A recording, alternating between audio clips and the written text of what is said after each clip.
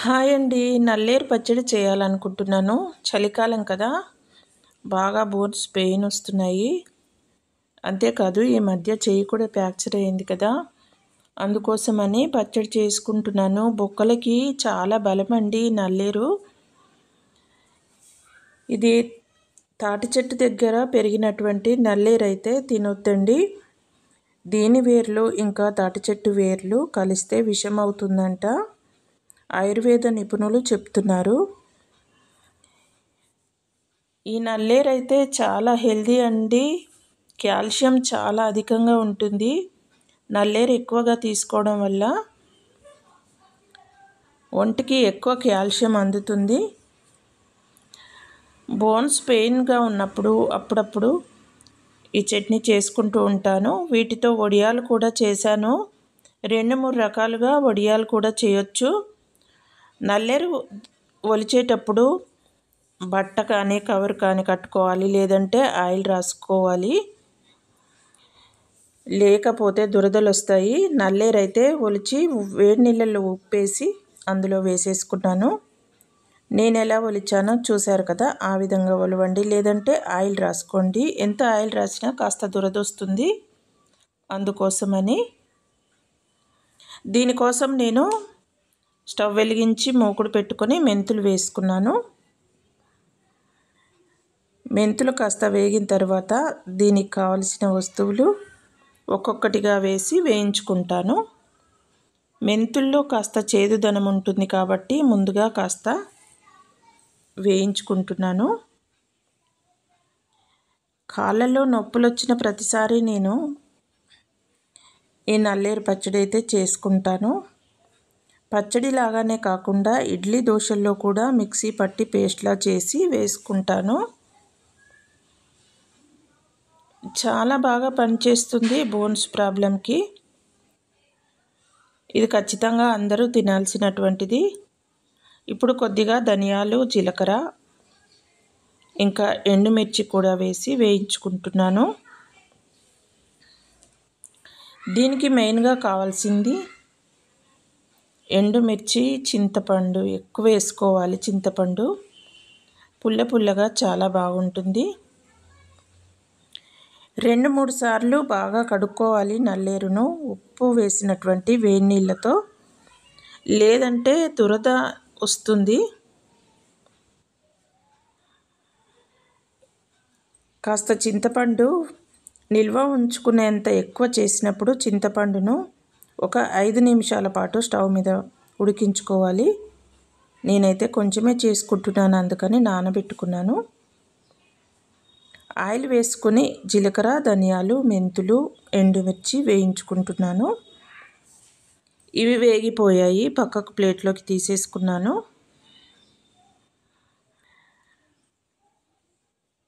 ఇవి చల్లారేలోపు మిగతావి కూడా వేసుకుందాము. ఈ నల్లేరు పచ్చడిని కూడా 2-3 రకాలుగా చేసుకోవచ్చు. ఈ విధంగా చేసినప్పుడు పుల్ల పుల్లగా, తీయ తీయగా చాలా టేస్టీగా ఉంటుంది. ఉల్లిపాయలు ఎక్కువ వేయడం వల్ల ఆ ఫ్లేవర్తో చాలా బాగుంటుంది. నార్మల్గా చేసిన పచ్చడి కన్నా ఈ ఉల్లిపాయలు ఎక్కువ వేసుకొని చేసినటువంటి నల్లేరు పచ్చడి చాలా టేస్టీగా ఉంటుంది. నేను 4 గడ్డల వరకు తీసుకున్నాను ఉల్లిపాయలు. నల్లేరు ఎంత ఉందో అంతకు డబల్ ఉల్లిపాయలు తీసుకున్నాను. ఇప్పుడు ఈ ఉల్లిపాయలని కూడా కాస్త ఆయిల్ వేసి కొంచెం ఉప్పు కూడా వేసుకొని త్వరగా మగ్గడానికి వేయించుకుంటున్నాను. ఈ ఉల్లిపాయ కాస్త మగ్గిన తర్వాత నల్లేరు వేసుకోవాలి. శుభ్రంగా కడిగినటువంటి నల్లేరును ఒక జల్లిలో వేసుకోవాలి, వాటర్ మొత్తం ఇంకిపోయేలాగా. జల్లిలో వేయడం వల్ల కడిగిన నల్లేరులో ఉన్నటువంటి వాటర్ కిందికి వెళ్ళిపోతుంది. అందుకోసమని జల్లిలో వేసేసుకున్నాను. పల్లెటూర్లలో ఉండే వాళ్ళైతే ప్రతిదానికి హాస్పిటల్కు వెళ్ళరు.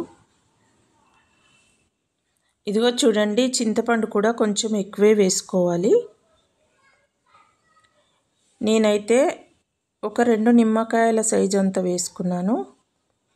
ఉల్లిపాయలు వేగిపోయాయి. ఇప్పుడు నల్లేరు వేసుకుంటున్నాను. నల్లేరు బాగా ఆయిల్లో మెత్తగా మగ్గాలి. ఇందులో కొంచెం ఆయిల్ కూడా కాస్త ఎక్కువే వేసుకోవాలి, మరీ తక్కువ వేయొద్దు. నల్లేరుకు దురద ఉంటుందన్నాను కదా, చామదుంపలు వండినప్పుడు పచ్చి ఉంటే ఎలా దురద వస్తుందో నల్లేరుకు కూడా అలాగే వస్తుంది.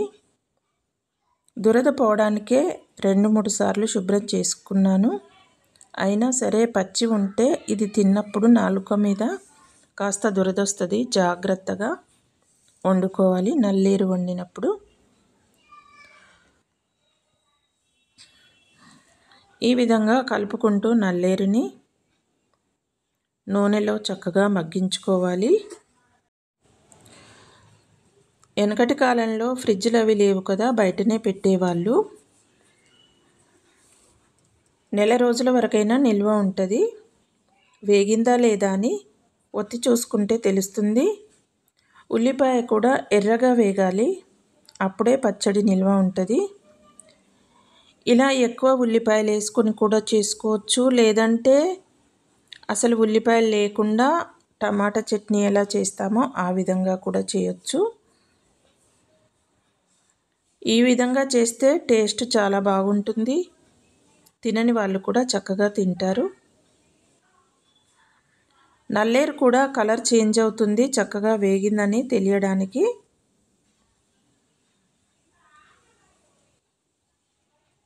కాస్త ఉప్పు వేసాం కదా, త్వరగానే వేగుతుంది ఉల్లిపాయ ఇంకా నల్లేరు కూడా.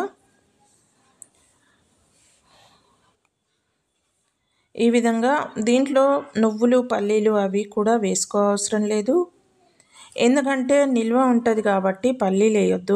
నువ్వులు వేసుకున్నా పర్వాలేదు, వేరే విధంగా చేసేటప్పుడు నువ్వులు వాడచ్చు, పల్లీలు వాడొద్దు ఈ పచ్చడికి. నేనైతే వాడను పల్లీలు, ఓన్లీ నువ్వులే వాడుకుంటాను.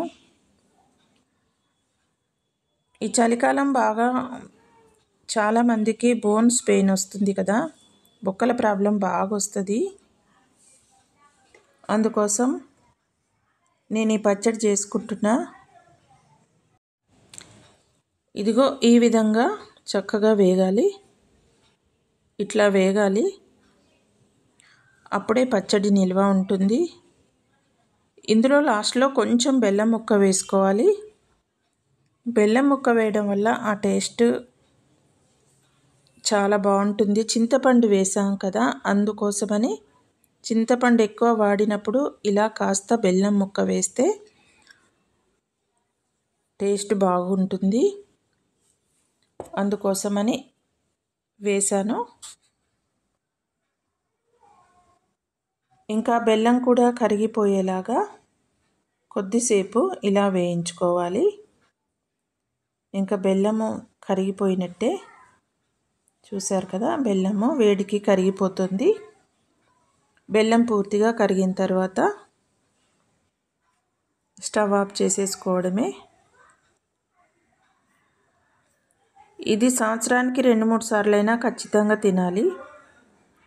నిజం చెప్పాలంటే నెలకొకసారి ఖచ్చితంగా తినాలి. ఇది కాల్షియం లోపం రావద్దంటే ఓన్లీ మోకాళ్ళ నొప్పులకే కాదు, నరాల ప్రాబ్లం కూడా తగ్గుతుంది దీనివల్ల. ఇంకిప్పుడు ముందుగా వేయించుకున్నటువంటి దినుసులన్నీ మిక్సీ జార్లో వేసుకొని మిక్సీ పట్టుకుంటాను. ఇవన్నీ వేసేసుకున్నాను. తగినంత ఉప్పు కూడా వేసుకొని మిక్సీ పట్టుకోవాలి. రుచికి సరిపడా ఉప్పు వేసి మిక్సీ పట్టాను.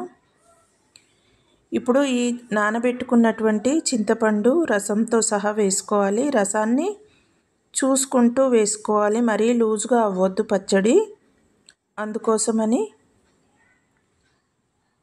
చూసుకుంటూ వేసుకోవాలి. చూసారు కదా, ఈ విధంగా పేస్ట్ అయ్యింది.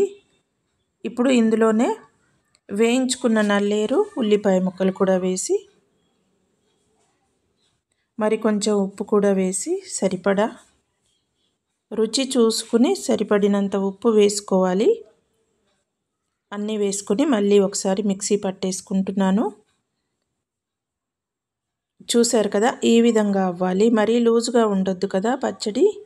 అందుకోసమని కొద్దిగా చింతపండు నానబెట్టిన వాటర్ కాస్త మిగిలింది, పర్వాలేదు, అది పక్కకు పెట్టుకుంటే చారులో వేసుకోవచ్చు. ఇప్పుడు స్టవ్ వెలిగించి మూకుడు పెట్టుకుని ఆయిల్ వేసుకుంటున్నాను. ఆయిల్లో పోపు దినుసులు, ఎండుమిర్చి, కరివేపాకు కూడా వేసుకోవాలి.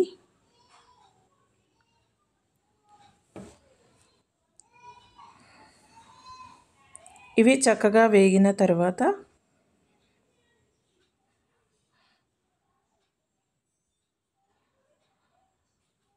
చట్నీ వేసేసుకుని కాస్త కలుపుకోవాలి. జీలకర్ర, ఆవాలు కూడా వేసేసుకుంటున్నాను.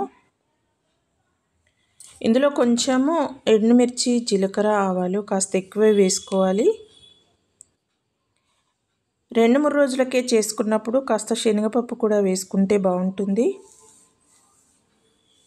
కొద్దిగా కరివేపాకు, పచ్చడి తాలింపు అంటే కరివేపాకు, ఎండుమిర్చి తప్పకుండా ఉండాల్సిందే కదా. అవి కూడా వేసేసుకున్నాను, కరివేపాకు కూడా. ఇప్పుడు కాస్త పసుపు వేసుకుంటున్నాను. ఇంకా తాలింపు కూడా అయిపోయినట్టే. పుల్ల పుల్లగా, కాస్త తీయగా, ఒంటికి ఎంతో కాల్షియం బలాన్ని ఇచ్చేటువంటి నల్లేరు పచ్చడి రెడీ అయిపోయినట్టే. ఇంకా మిక్సీ పట్టుకున్నటువంటి చట్నీని తాలింపులో వేసేసుకుంటున్నాను.